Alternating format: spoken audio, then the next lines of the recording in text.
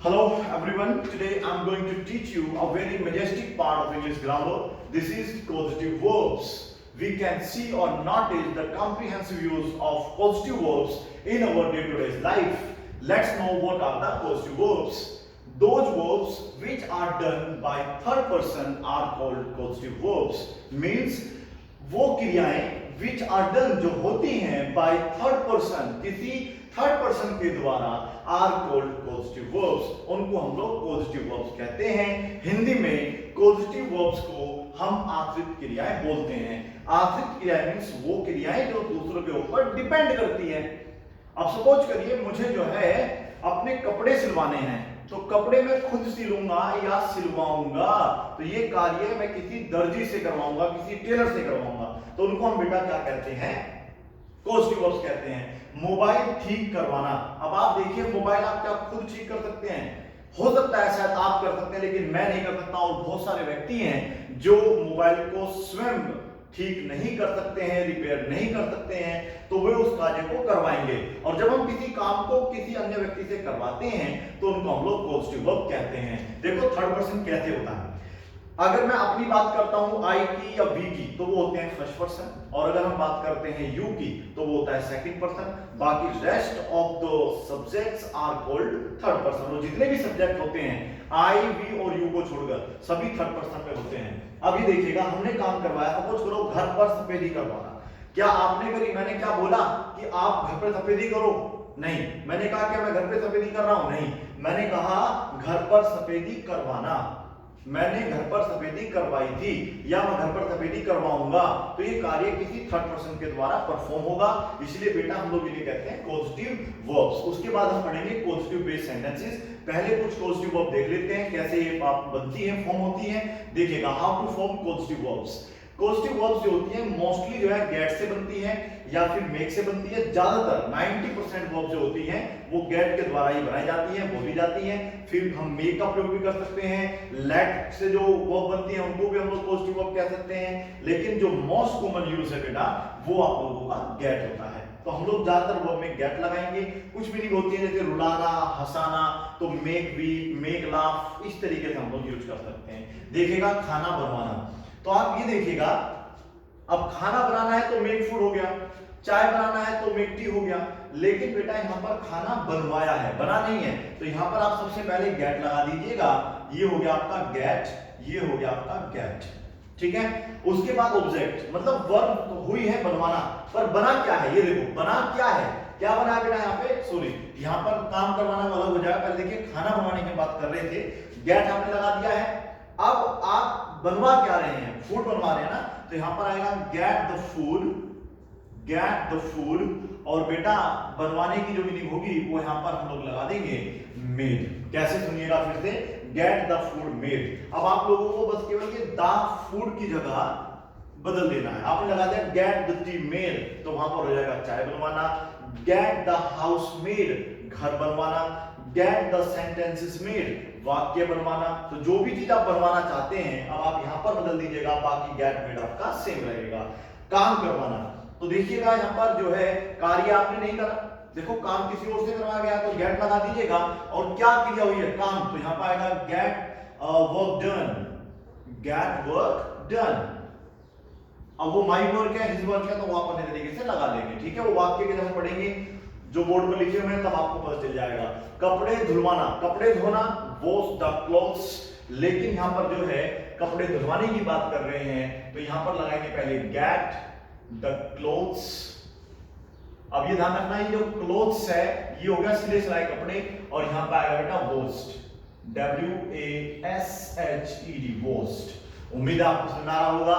वाक्य लिखवाना, कार्य क्या हुआ है? क्रिया हुई है, वर्ब है लिखना, तो यहां पर हम लोग लगाएंगे बेटा तो get the sentences written, get the sentences written, get the sentences written. इस तरीके से आपका वाक्य बन जाएगा। राइट की थर्ड फॉर्म होती है रिटन। ओके, गेट के बाद पहले ऑब्जेक्ट लगाओ, फिर आप वर्ब की थर्ड फॉर्म लगाओ। गेट के साथ हमेशा वर्ब की थर्ड फॉर्म आती है, मेक के साथ हमेशा वर्ब की फर्स्ट फॉर्म आती है। कार सही करवाना, क्या आप कार खुद सही करते हैं? उसकी सर्विस खुद करते हैं, रिपेयर खुद करते हैं? नहीं।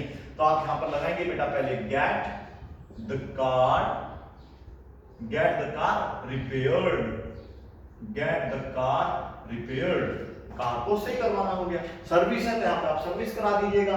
आपका एसी खराब है तो गेट द एसी रिपेयर्ड हो जाएगा, गेट द टीवी रिपेयर्ड हो जाएगा, गेट टीवी रिपेयर्ड हो जाएगा। समझ में आ रहा है आप लोगों को मैं क्या कहना चाह रहा हूँ? उसे पिटवाना। अब उसे पिटवाने की जो मीनिंग होगी यहाँ पे बेटा, गेट हिम बिटन, क्योंकि पहले गेट लगाना है, फिर आपको ऑब्जेक्ट पिटवाना वर्ब हुआ है, किसे पिटवाया? उसे, हिम आ जाएगा, बिटन मुझे पिटवाना, गेट मी बिटन, इस तरीके से लगा सकते हैं। तुम्हें पिटवाना, गेट यू बिटन, मोबाइल ठीक करवाना, तो ये भी रिपेयर हो रहा है, तो यहाँ पे बस द मोबाइल आ जाएगा, गेट द मोबाइल रिपेयर्ड। आप मोबाइल भी यूज कर सकते हैं, माय मोबाइल यूज कर सकते हैं, योर मोबाइल लगा सकते हैं, हिज मोबाइल लगा सकते हैं, बाकी यहाँ पर आ जाएगा रिपेयर्ड। उम्मीद है आपको समझ आ रहा होगा। घर पर सफेदी करवाना, तो सफेदी आप खुद नहीं कर रहे, किसी और से करवा रहे हैं, तो गेट द हाउस, यहाँ पे और लगाने की नहीं है, get the house white washed. क्या मीनिंग होती है बेटा? व्हाइट वॉश मतलब होता है घर पर सफेदी करवाना। उम्मीद है आपको समझ आ गया होगा। ठीक है, पॉजिटिव वर्ब्स बहुत सारी होती है, इनकी सहायता से आप वर्ब बनाने की कोशिश करें। अब हम लोग देखेंगे कि इनके ऊपर जो बेस सेंटेंसेस होते हैं वो हम किस तरीके से बनाते हैं। देखिएगा, प्रेजेंट इंडेफिनिट टेंस में पॉजिटिव बेस सेंटेंसेस किस तरीके से हम लोग फॉर्म करेंगे ये आप देखिएगा।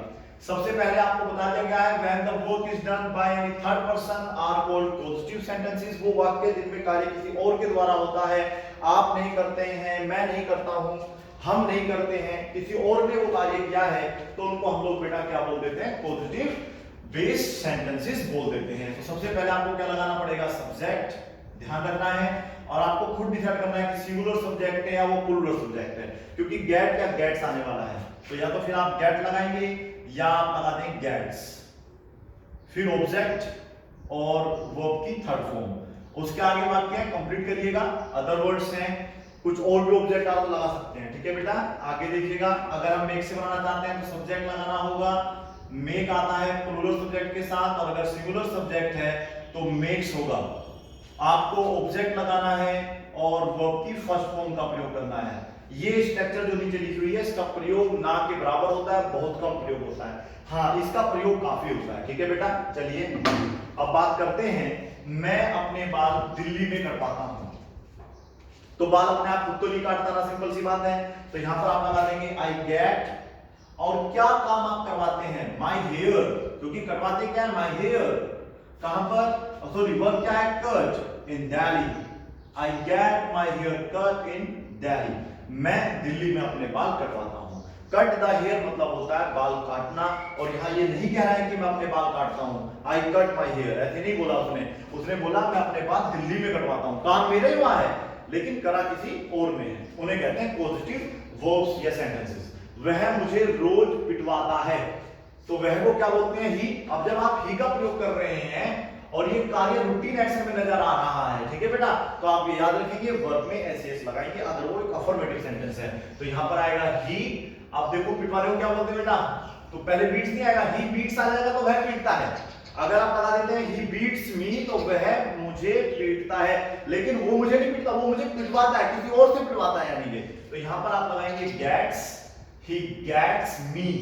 पहले आपको ध्यान रखना है गेट्स के बाद ऑब्जेक्ट लगाना है, फिर वो लगाना है बिटन,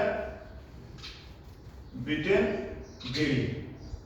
ही गेट्स मी बिटन डेली। चलिए, वह मुझसे कपड़े धुलवाती है। यहाँ पे मुझे नहीं होगा, ये मुझसे होगा बेटा, मुझसे।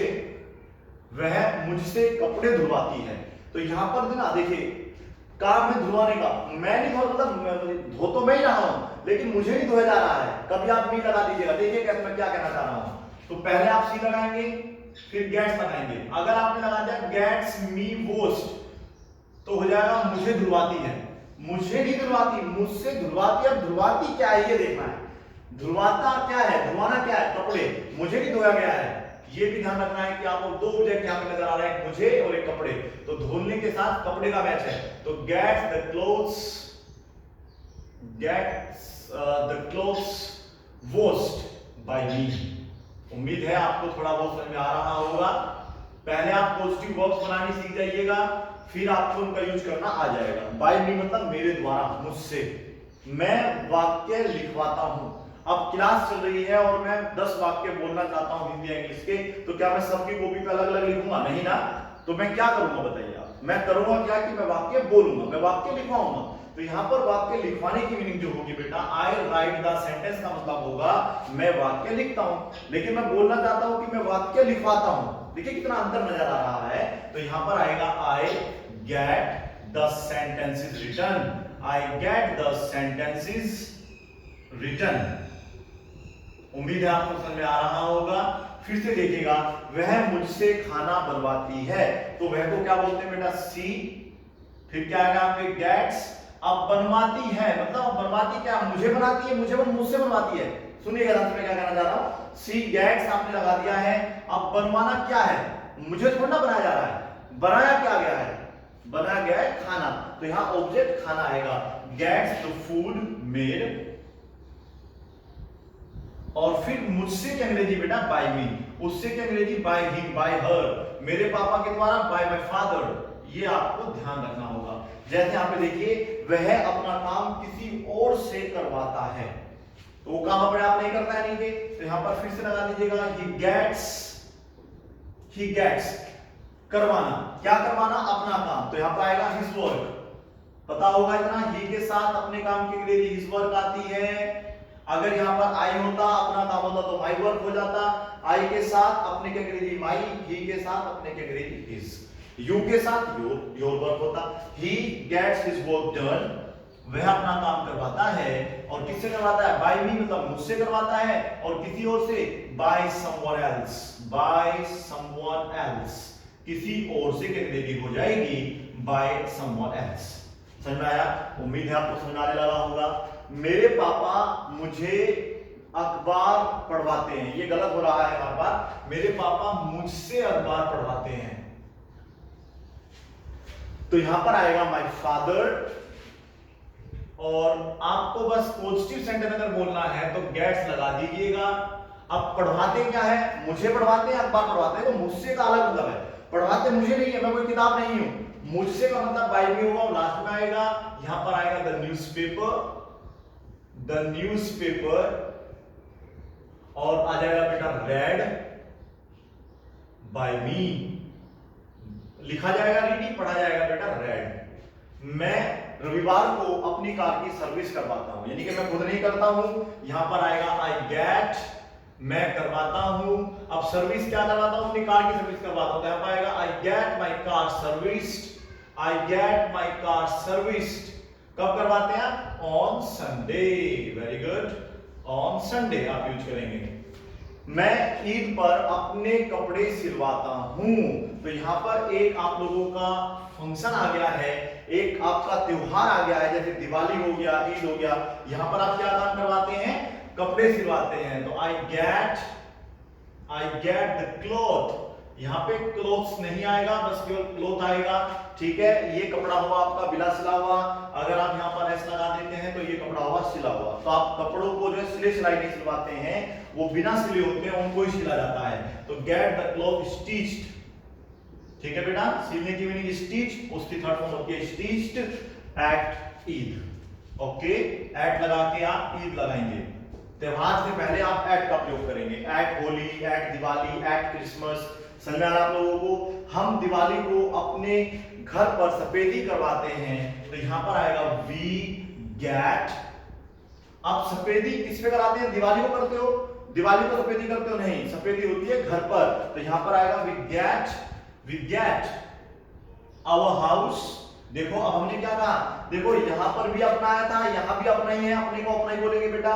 तो ही के साथ हिज लगाया था, वी के साथ आवर लगाएंगे, आवर हाउस। और क्या काम करवाते हैं? रिपेयर करवाते हैं, पेंट करवाते हैं, व्हाइट वॉश कराते हैं, तो वो लिखना पड़ेगा white washed at Diwali, white washed at Diwali. तो ये होते हैं आपके पॉजिटिव सेंटेंसेस। ठीक है, पॉजिटिव सेंटेंसेस इस प्रकार से बनाए जाते हैं। पहले आप इनको नोट कर लीजिएगा और देखिएगा अब हम लोग इसमें क्या कर सकते हैं, थोड़ा सा और भी कुछ वाक्य बन सकते हैं। जैसे आप सपोज करिएगा, वह, देखो एक मीनिंग होती है रुलाना, समझ लीजिएगा। पहले आप रुलाने को बोलते हैं मेक वीप। जैसे हो गया ही मेक्स मी वीप, तो मतलब हो जाएगा वह मुझे रुलाता है। अगर आप लोग चाहते हैं हंसाना, ये भी एक मीनिंग होती है हंसाना, बहुत सारी वर्ब होती है बट जो कॉमन है वो मैंने आपको दे दिया, मेक लाफ। जैसे मेरे पापा हमें हंसाते हैं, my father makes us laugh. Makes us पहले ऑब्जेक्ट और मेक के साथ आपको वर्ब की फर्स्ट फॉर्म लगानी है। अब आप सोचेंगे तो फिर हम लोग गेट का प्रयोग क्यों करें, गेट के साथ तो थर्ड फॉर्म आती है, वो हार्ड भी होता नहीं, ऐसा नहीं होता बेटा। ज्यादातर वाक्य गेट से बोले जाते हैं, मैक का जो मेक होता है उसका प्रयोग ना के बराबर होता है। उम्मीद है ये क्लास आपको समझ में आई होगी। Thank you so much for watching this video. Have a good time.